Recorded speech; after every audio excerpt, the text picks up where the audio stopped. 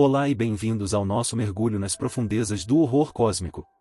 Hoje, vamos desvendar uma das histórias mais influentes e aterrorizantes já escritas, o chamado de Cthulhu, de H.P. Lovecraft. A história nos recebe com uma filosofia sombria, uma frase que define todo o gênero que Lovecraft criou, e a coisa mais misericordiosa do mundo, eu acho, é a incapacidade da mente humana de correlacionar todos os seus conteúdos. Lovecraft não está interessado em sustos fáceis. O terror aqui é intelectual, existencial. É a ideia de que vivemos em uma plácida ilha de ignorância em meio a mares negros de infinidade, e que se navegarmos longe demais, a verdade que encontrarmos não nos libertará, mas nos destruirá. Nossa história é, na verdade, um documento, um manuscrito encontrado entre os pertences do falecido Francis Wayland Thurston, de Boston. Desde a primeira linha, sabemos que nosso narrador não sobreviveu para contar sua história. Essa escolha narrativa é crucial, e ela nos diz que o conhecimento que ele adquiriu é fatal. Thurston não é um caçador de fantasmas, mas um acadêmico, um homem metódico e cético de Boston, o que torna suas descobertas ainda mais arrepiantes. Sua jornada começa de forma mundana, como herdeiro e executor de seu tio-avô, George Gamel Angel, um respeitado professor de línguas antigas que morreu de forma súbita e misteriosa, após ser empurrado por um marinheiro negro em uma ladeira íngreme. Ao organizar os papéis do professor, Thurston encontra uma caixa de metal, estranhamente trancada. Dentro dela, a primeira peça do quebra-cabeça, um bacharelevo de argila, ainda úmido, retratando algo que desafia a descrição. Thurston tenta, e imagine, ao mesmo tempo, um polvo, um dragão e uma caricatura grotesca de uma forma humana. Uma cabeça polpuda e com tentáculos sobre um corpo escamoso com asas subdesenvolvidas. Era uma imagem de um pesadelo, uma forma que apenas uma mente doentia poderia conceber. Acompanhando a escultura, havia um manuscrito intitulado O Culto de Cthulhu. A primeira parte detalhava a origem da escultura. Ela foi criada por um jovem artista de Providência, Henry Anthony Wilcox, um rapaz descrito como psiquicamente hipersensível. Em março de 1925, após um terremoto, Wilcox foi acometido por uma febre estranha e sonhos vívidos. Ele sonhava com uma cidade ciclópica, com uma arquitetura colossal de pedra escura e gotejante, e ouvia uma voz vinda das profundezas da terra, uma cadência monótona que entoava palavras alienígenas, Cthulhu-Ftagn. Foi nesse estado de delírio que ele esculpiu a imagem do seu pesadelo. O professor Angel, intrigado, descobriu que o caso de Wilcox não era isolado. Ele juntou recortes de jornais de todo o mundo que, durante o mesmo período, relatavam uma onda de loucura coletiva, pesadelos e suicídios que afetava principalmente artistas, poetas e os mentalmente instáveis. O que parecia ser um caso individual era, na verdade, um eco psíquico que ressoava globalmente, uma transmissão telepática emanando de uma fonte desconhecida. A investigação de Thurston o leva então à segunda parte do manuscrito de seu tio. Nela, encontra anotações de uma reunião da Sociedade Arqueológica Americana em 1908. Um inspetor de polícia de Nova Orleans, John Legrasse, apresentou aos acadêmicos um objeto confiscado e uma estatueta de pedra preta esverdeada, de aparência antiga e de origem desconhecida. Sua forma era idêntica à da escultura de argila de Wilcox. Legrasse contou a história por trás do ídolo. Ele e seus homens haviam invadido um ritual macabro nos pântanos da Louisiana, uma área de má fama, substancialmente desconhecida e não percorrida por homens brancos.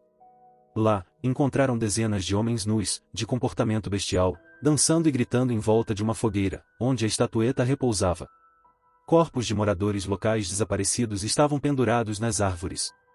Após um confronto violento, a polícia prendeu os cultistas.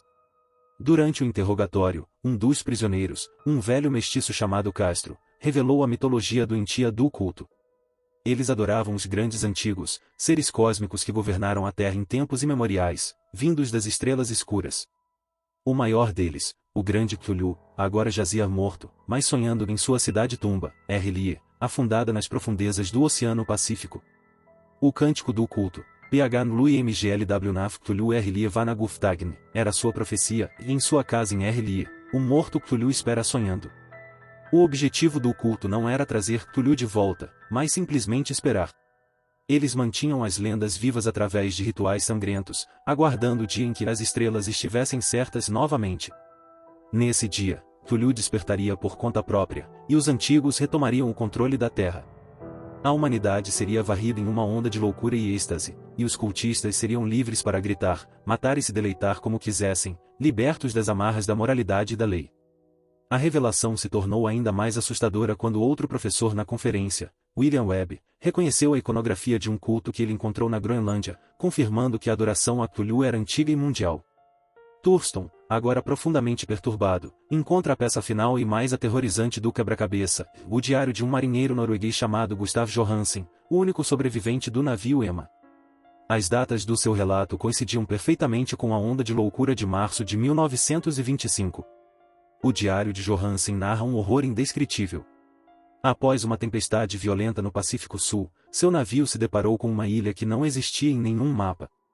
Era a cidade cadáver de Pesadelo, Lee, que havia emergido das profundezas. A arquitetura era uma afronta à razão. Johansen a descreve como sendo de uma geometria não euclidiana. Ângulos se comportavam de maneira impossível, superfícies pareciam ser côncavas e convexas ao mesmo tempo, e a tripulação começou a enlouquecer apenas por tentar navegar por aquelas estruturas alienígenas.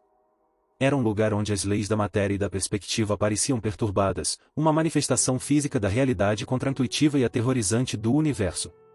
Explorando a cidade, os marinheiros encontram uma porta de proporções colossais e, por acidente, a abrem.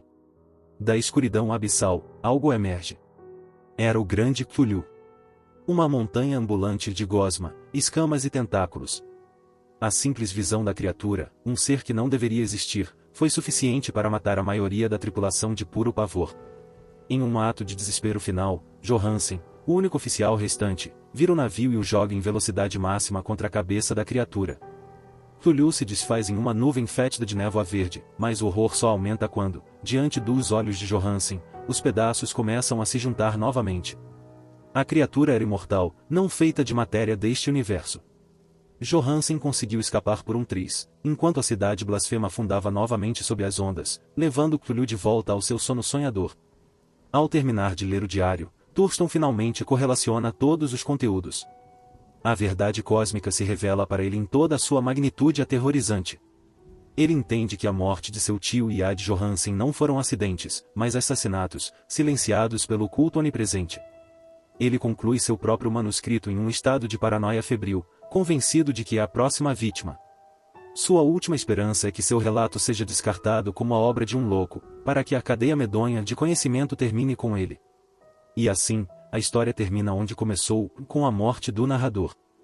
E agora, nós, os espectadores, somos os novos guardiões desse segredo. O chamado foi atendido, e o conhecimento, uma vez adquirido, não pode ser esquecido.